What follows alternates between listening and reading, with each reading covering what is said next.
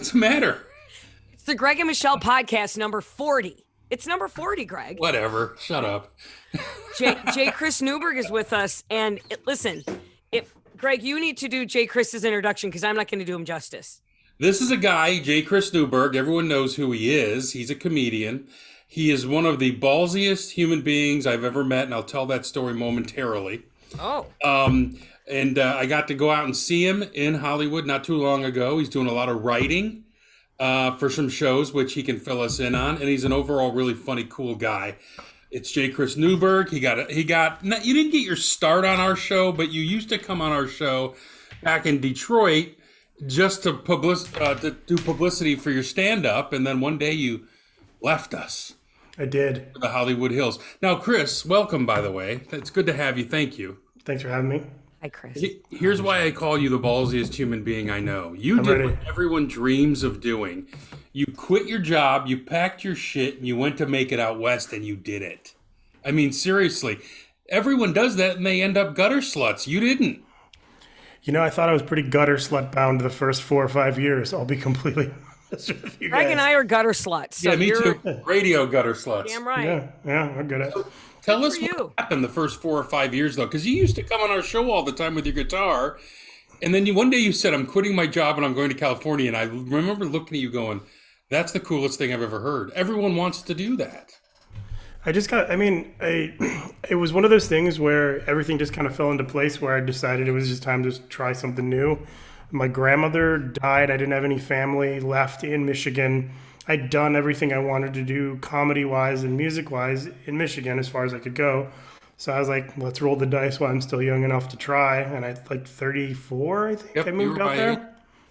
34, I moved out there, and it sucked for the first 4 or 5 years. I mean, you don't know anyone.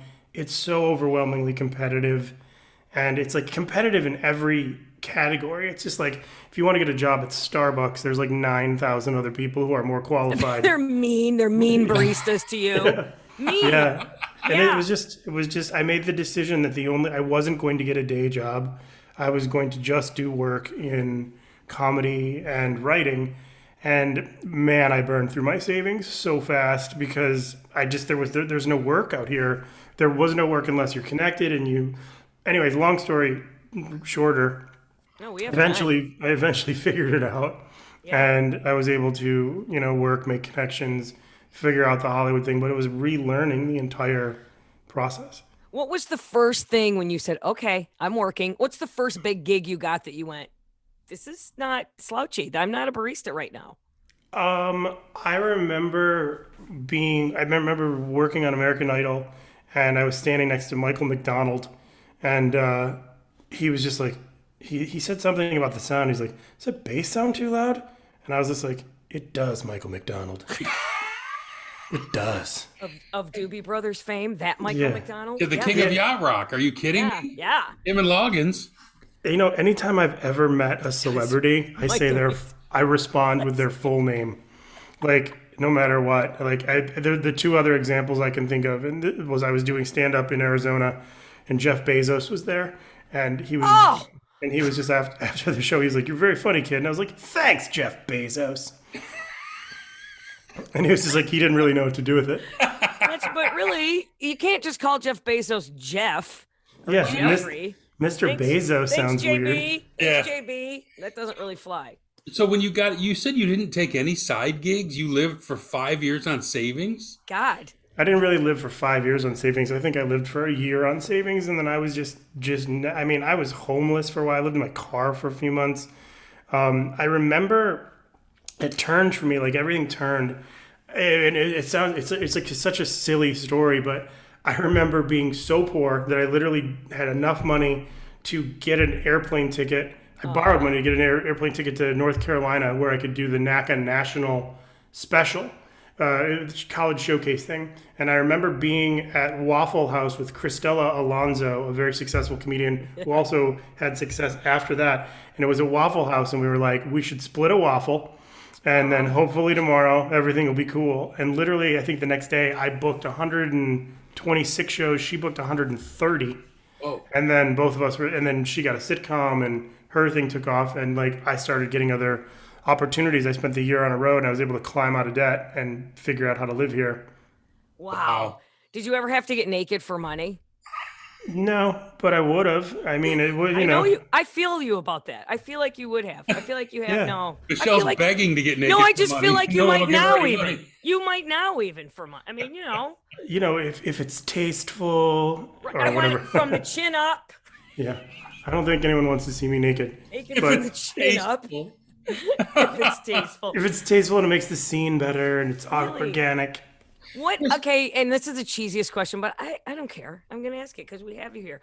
Like when you met somebody. Wait, it's cheesier than asking if he worked naked for money? Yeah, way. Okay. If you met somebody and you're working with somebody other than Michael McDonald and you go, holy shit, this is awesome. I've arrived. Tell him you got bigger names on the It other was line. Gregg He's Michelle, his busy. first gig. Is that Craig Shoemaker? Tell him hang up on Shoe and tell him you're busy. You're doing a real show. I love Craig Shoemaker. He's great. He gave you a massive shout out on our last show. He did? he loves you too. Yeah, he loves you Oh, too. he's such a nice, he's so funny. Super nice guy. Super nice guy. But what's a big thing that you did that you went, wow? What am I proud of? Yeah. I mean, Better I'm question. proud. I'm proud of too. I guess I'm proud of anything I was able to pull. If you look back on it, any sort of success that you have in this business is so hard, and it's just something so worth being celebrated. I remember listening to radio interviews, being not in the business back in the day, listening to Detroit, and you would hear a celebrity, and they'd be like, "Oh, it's just a great thrill and an honor to be a part of the whole process," and you're like, "Shut the fuck up! Tell me the truth." But Right. But by the time you get to that point, you've been so prodded and beat down by so many no's and so many horrible situations. You're just literally so happy to be there. So it's not inaccurate. I was very happy with to answer your question, I was very happy with my Tonight Show. I got 14 applause breaks, which ties the record. What? And I was very excited about that. And then I recently wrote two of the jokes for Cedric the Entertainer's monologue on the Emmys. I wrote the opening joke and like the fifth joke because a friend who was the writer asked me. He's like, "I'm in a jam." He's like, "I'm so slammed. We're so short staffed. Can you help us out with any jokes?" And I was like, "Sure. What do you need?" And he's like, "Something." He's like, "Funny, not mean spirited, just Cedric style." So I watched about 2 hours of Cedric's stand up, and then I pitched the jokes, and I couldn't believe when I never heard anything back. And I was watching, and the very first thing out of his mouth was my joke, and I was just like, That is awesome. You're watching the Emmys and there's your work. Like, boom. So you can confirm you were never in Harvey Weinstein's hotel suite. He might have been. He didn't say no, that. but you know what's so interesting? I know the two stories I heard about him was I have a friend who was a concierge at the London Hotel, and she does a perfect impression of him. She's like, every award show, he would come in, he would check into two rooms, one for him and one for his wife, and every time around 3 o'clock in the morning, he would call down to the front desk and be like, "Bring up some condoms." No, he would not. Like, that story. just sounds like so, like, I don't know, Lord of the Fly. Bring up some condoms. I That actually just sounds heard- so gross. Oh, I heard an interview with Kate Beckinsale when he called her up to his room when she was in high school, Oh, wow. and she said he answered the door and she was like, "He's not a striking figure. He's fat with boobs." Right. Yeah. You know, it's funny. Kate Beckinsale's in the news today. Why was Why? she in the news this morning? New movie, I think. No, she pulled her back out. Oh. She's first of all, she's 48 and she's beautiful. Her daughter she's got a mini-me daughter that looks just like her, who's like 20 something. Kate looks 22. She's so beautiful and so nice and so lovely. And she pulled her back out. I don't remember doing what, but then I Googled Kate Beckinsale this morning and she's 48 and her boyfriend's 23. And I went, oh, that's how she pulled her back out. Oh. Yeah. She always dated, like, her last 3 boyfriends have all been very, like, she dated that, Andy, what's his name from Saturday Night Live? Pete Davidson. Pete Davidson. She was Before that, she was with Matt Rife for like a How year. does The he guy. pull so much tail? He's not funny. Pete Davidson, I get it. I think he's very funny. Oh, not He's me. funny. I think he's really funny. I like Colin Jost. I don't think he's hilarious, but hey, I got mad props for anyone who was banging Ariana Grande because Well, that is just top shelf. top shelf. Are you watching her on The Voice, by the way? She's really good on The Voice. No, this year. she's really good. I know. Good singer. I like her. But comedy's subjective. I'm still caught in Eddie Murphy days and Dave Chappelle. Those are the guys who I think are great. Chris, I saw you tweeting about Chappelle. How do you feel because being in comedy right now, you're in a very precarious position with the woke crowd, and David was up there really slaying that beast for you guys. I thought the special was for comedians. I enjoyed it. I think I can see why people were upset, and I can also assume, either correctly or incorrectly, that the majority of the negativity that came from it are probably from people who didn't watch the entire thing, which is How it always is. super easy to do. Chris, he wasn't mean though. I didn't find his comedy mean. It was more ironic and more matter of fact about the LGBTQ crowd coming after him. I don't think it matters right now. I mean, it's kind of like one of those things where there's probably a few different schools of thought. It's like, if you remember when Eminem, there could be the degree of delusion on their end, because remember when Eminem was like, you tried to shut me down on MTV. It's like, no one ever tried to shut Eminem down on MTV ever. He was gigantic. And I think with Dave talk about all these people who are trying to cancel him, he's arguably one of the most famous people in the entire world. And he's taking on a community of people who've got a lot of trouble. And they are trying to cancel him. They're protesting Netflix. That'll never happen. No, because the CEO's standing behind him. Right. And I think that what we've missed is, this is what a comedy special is supposed to be. Yep. Regardless of whether you think it's funny or not funny, or you are offended or not. You've been talking about it for weeks and weeks and weeks, and it's like, 9 out of the 10 specials that you see on Netflix are horrible. Yeah. You don't talk about them, you're bummed out. You're like, Right. how the fuck did this person? They I'm not paid bitter. for it. They paid for it themselves. No, I mean, seriously, they slung it. Who do you like right now doing comedy? Did you like Ralphie May? Did you like Eddie? We don't know what Eddie is anymore because he hasn't done stand-up in a while. But isn't he threatening a special? I mean, it's just, as long as someone is honest. Cosby, I think Cosby was one of the greatest to ever do it. His stories were perfect. I have a joke, which like, his stories were perfect. His timing was impeccable. His topics were without flaw. But as a rapist, he was pretty sloppy. You want to know something too quick, J. Chris? So we do. Michelle, you're supposed to do the laugh line there. That was a good line. I did laugh. I laughed. Yeah, rock back and forth longer and laugh. fake it. Yeah, longer. I longer laugh. It was funny. He came here it was just before the whole thing broke open wide. He came here for a thing called Laugh Fest in Grand Rapids, Michigan. We do this thing called Laugh Fest. The first year of it, here comes Cosby. He was not a nice human being to anybody here. In fact, the guy that introduced him was a comic, and he introduced him, and ladies and gentlemen, Bill Cosby, and the crowd went nuts, and he was so excited to meet his idol, Bill Cosby. Bill Cosby leaned in, shook his hand, and he goes, "See that out there?" And he goes, "Yes, Mr. Cosby." He goes, "You'll never have that." Like, he was just an ass. No, you couldn't look at him. He's one of those guys who had it's like you're right. So perfect, so funny, so great. But what an ass in his real life, and But it's hard to have to maintain any sort of reality when you are adored by that many people for that period of time. It's distorting. There's you genuinely, all I can compare it to is when I was on America's Got Talent for like a week or whatever it was. It was horrible. It was like I got 20,000 emails, and it was like all these different Facebook notifications. It's like, imagine your birthday on Facebook, but every possible medium of people coming at you, and they think they're friends with you because they thought you do 12 seconds on TV. And it was like, I don't like this at all. I'm happy to write and do whatever. But if I had that for years and years and years, and I've had friends who started off with me who've had some success here, and some of them are assholes.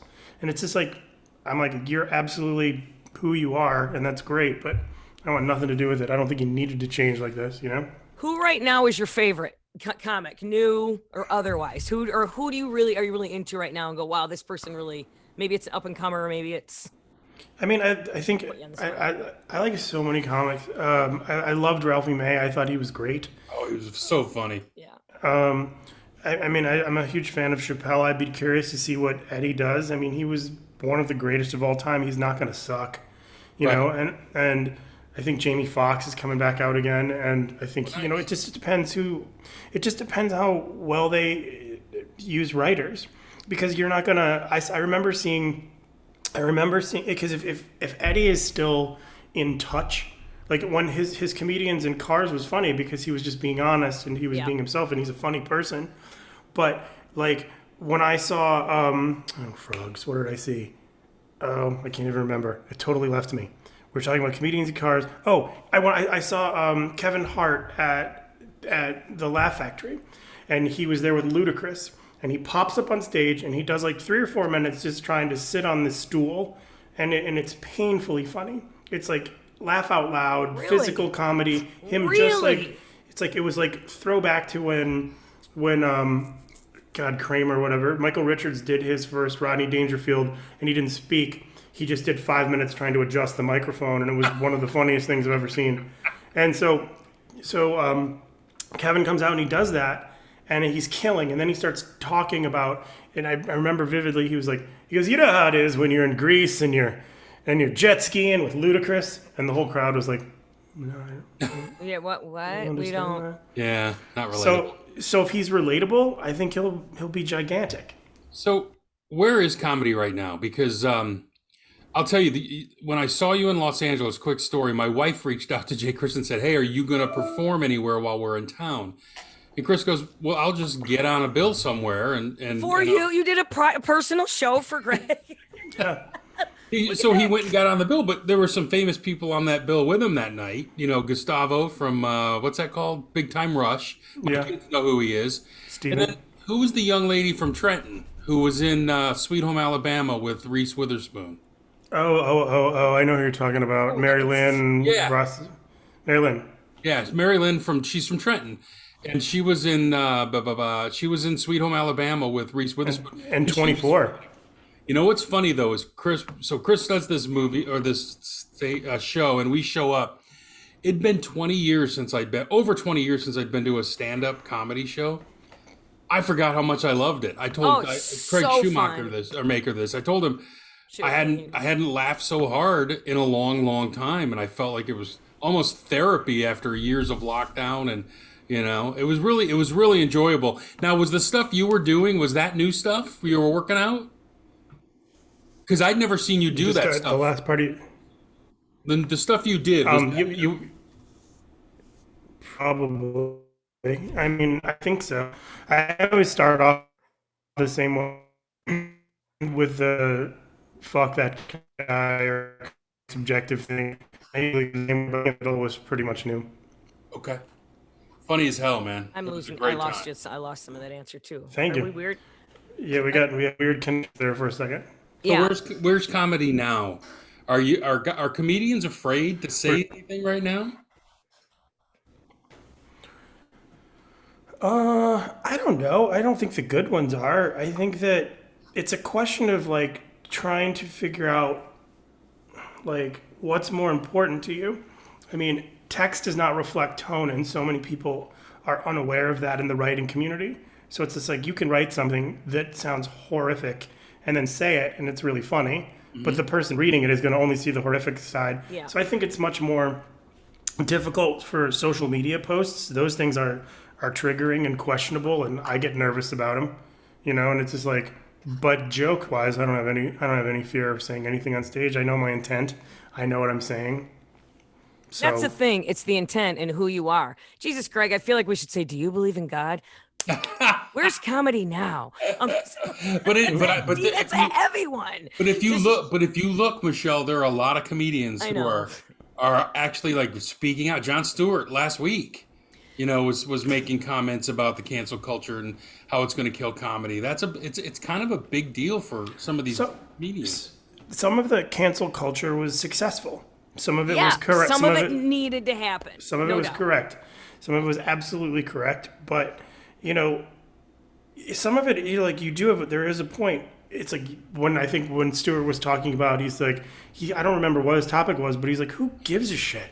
And the answer is sadly so many people. Yes, yeah. So many people care about, like, are offended by, and it's like, and it's so stupid because it's like, they're making your words about them and their personal experience, which you had no idea about when you wrote the joke. Mm-hmm. So it's like, it's super narcissistic. It's super like, you know, victim-y. But I mean, it's also smarter for comics to not speak on things that they're unfamiliar with. Whereas, you know, we are in the same age group, Greg, and like I mean, Michelle, but we all are. We all you're are. much He's younger. much older. Don't worry about it. But you are Are you 60 this year? you who him? You. Yes, I'm 73. No, Michelle's 60 this year. Fuck you. Wow. That's harsh.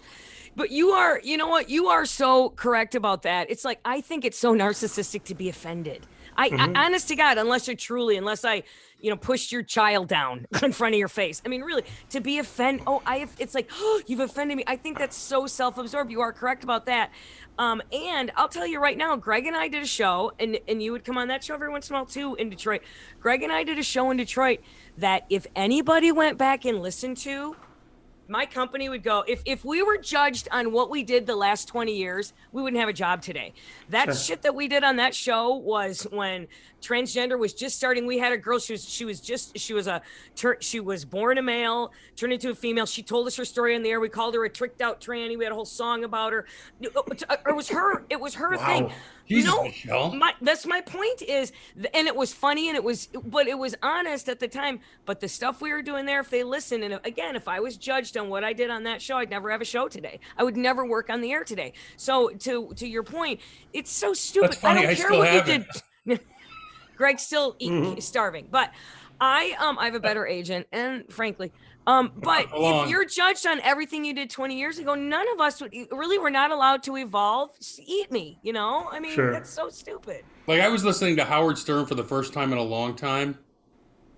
It's not even the same person. Is he much more homogenized? It is. It's. I mean, So he nice. changed the names of all his characters, and he kisses celebrities' asses now. It's just not even this.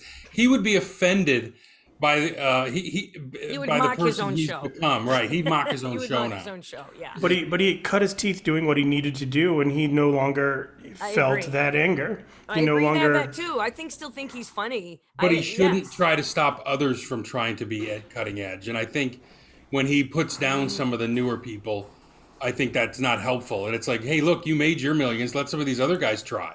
I don't think it's any different than like an old person just being frustrated about the remote control. I mean, that's all it is.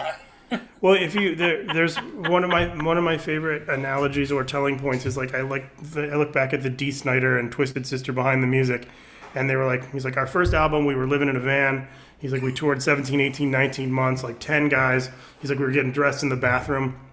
And then our record sells like 5 or 6 million copies. I'm sitting by the pool. I got a Corvette in the driveway, $1 million home, and a beautiful playmate wife and healthy children. Suddenly, I'm not so mad anymore. Like Right? I'm not. That's funny. And he's like, I guess I'll take it. I'm not gonna not take it anymore. Everything worked out for me. And I think with Howard, once he took the America's Got Talent job, that just took him to a new level of popularity and money. And I think he just probably doesn't care anymore. I mean, who had, like, how has he not won in every category? No, you are. I agree with you on that. He did what he had to do at the time, and he doesn't feel that way anymore. He's actually gone back and apologized to people because he says I was such a dick. But at Eddie's the time, done that too, Eddie Murphy. Yeah. Yeah, I mean, Greg, and that still goes a have to long do- way. Greg, you still have to do your apology tour, but other than that, Someday, I'll get around to it.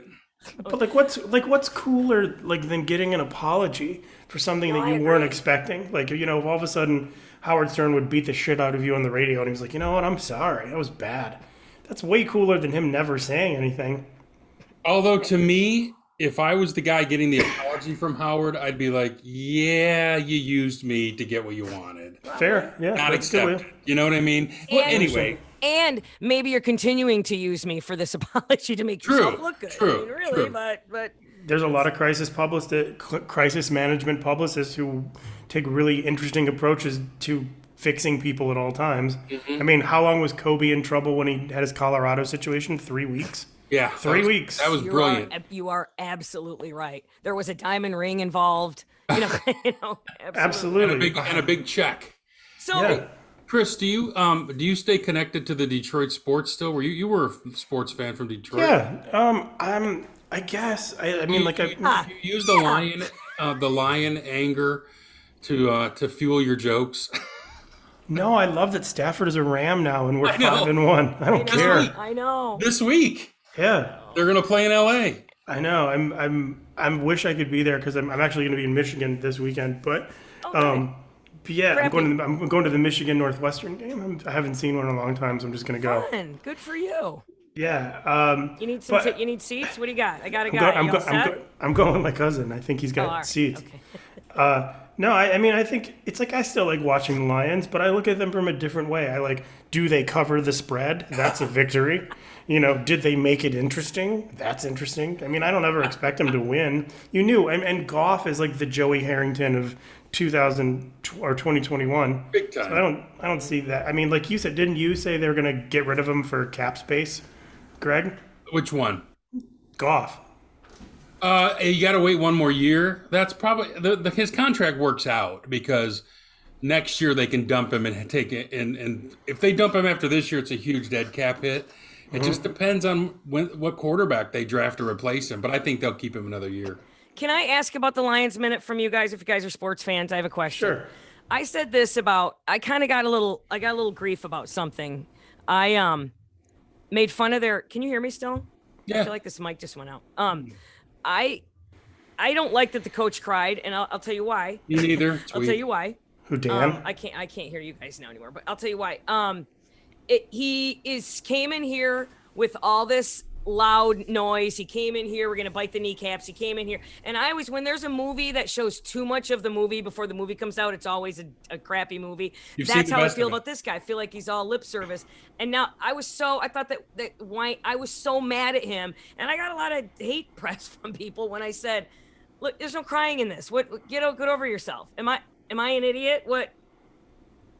I mean, maybe for other reasons, but I just don't see any motivation for the Fords to do anything different ever. The franchise is worth $2 billion. And it's like it's all money. So it's like she doesn't care. She gets on Sundays after her whatever bridge game, she gets to go hang out and eat her salad in her suite. After the game of canasta. Yeah, after canasta, she goes and she checks out the game and she's like, yeah, we lost, whatever. But there's no desire. It's like the fans want it, but I think we've also accepted. I mean, I still don't get it because you can still see the majority of the entire stadium leaves after the first quarter to beat traffic. so sad. Dan Campbell is a meathead. That's what I'm saying. Am I wrong about him? I don't like him. I think he's a loudmouth BS. He came in here. Pew, pew, pew, You know where pew. his job is? Up in the booth with Dan Miller. He'd be great. But he's a meathead. He hired some good coaches, but no one's going to change the culture. When you promise an experienced general manager and you promise an experienced head coach, and then you hire an accountant and a tight ends coach, nothing's going to change. I mean, it's worse now than the dopes they had before. You just watch. Say what you want. Wayne Fonts was Jesus. He was so good. He was. Wayne Fonts. And he was under 500 for his career, but at least the guy could win. I don't know. Of course they're going to get the number one overall pick, Chris, in a year where there's no quarterback. No, I don't want that kid from Liberty. Are you kidding me?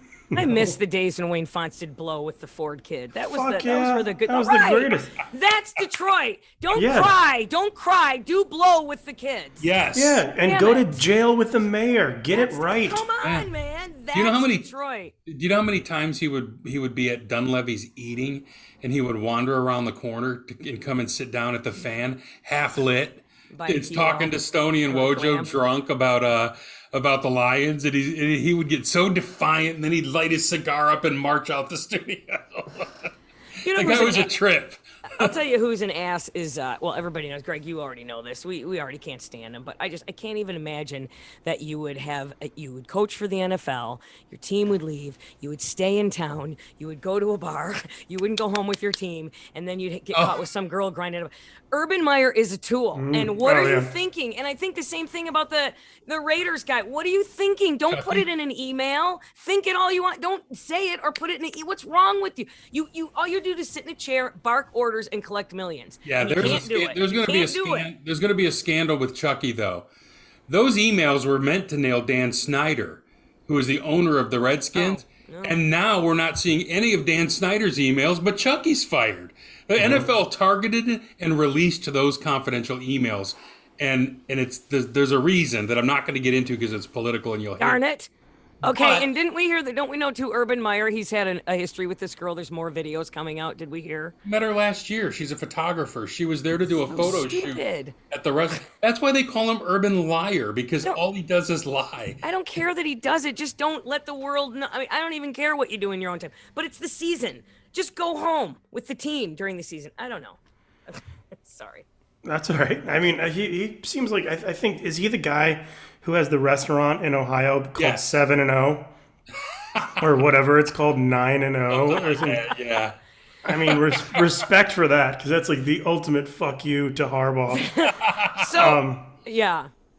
But I mean, yeah, I'm sure he bit off more than he chewed. Like college is obviously a different game than football. Oh, yeah. And I don't care, but whatever. He's rich. He'll be fine.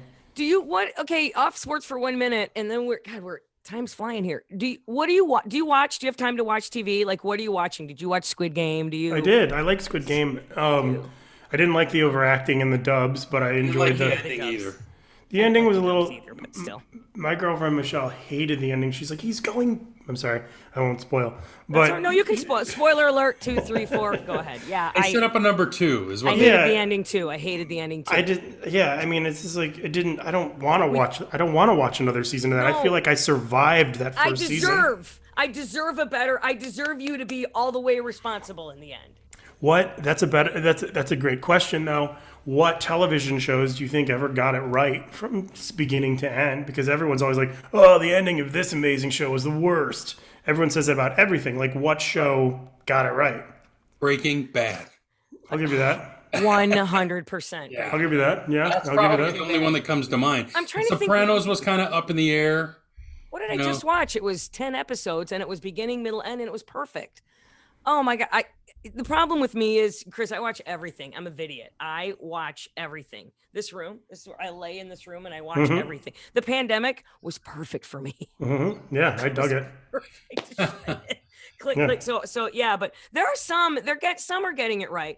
I hate the cliffhangers, like Succession. Do you guys watch Succession? I just saw it the first time last night. Was it good? No, I didn't see it. I read about it, and I'm going to start. It's fantastic. I mean, it's fantastic. But get ready for super intense cliffhangers. Get ready for You can binge it. Yeah, but get ready for what's it? Macaulay Culkin's brother Kieran. Funny as shit. That He's guy. great. He's so good in this. He steals every scene he's in. Oh, I'll tell you one. Did you see Your Honor with Bryan Cranston? It's fantastic. Okay. You didn't like it? Oh my God. I didn't see it. It's great. It's Right. perfect television. Okay. Perfect. I'll tell you what, a friend of mine's daughter she played the cop in that. And Okay. John Landecker's daughter, Amy Landecker, played the cop in that with the Sixth Sense in that. And so I talked to him I just wanted a name drop that I knew somebody. And That was I good. don't even know where I this like is that. going. That I'm was not even solid. sure where this is going. But that had a perfect ending. No, Your Honor.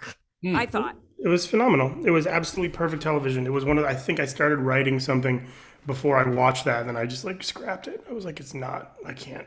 I got So a ton. intense. We got So a ton more stuff we want to talk to Chris about, so we're gonna have to bring him back because I want to ask you about some of the stuff you're doing now. What are you coming back to Michigan for? Just the football game? I'm doing a private show at a neighborhood clubhouse, and I was like, I'm gonna go see a football game, so that's gonna work out. Okay, I was gonna pub it for you, but I find out. Hi, Chris. I'm in the back of the room. Hi, Chris. I'm here. Because what really though? Before we go though, what are you working on now? What are you doing now? I'm trying to sell a show that I've just signed all the paperwork with all the production companies, everything, and I'm excited about that. I'm just gonna continue to write on shows when the opportunity presents itself, and then I'll do stand up when it works out. God, he's living the life. your biggest win since you've been out there though is your girlfriend. She's such a sweet person.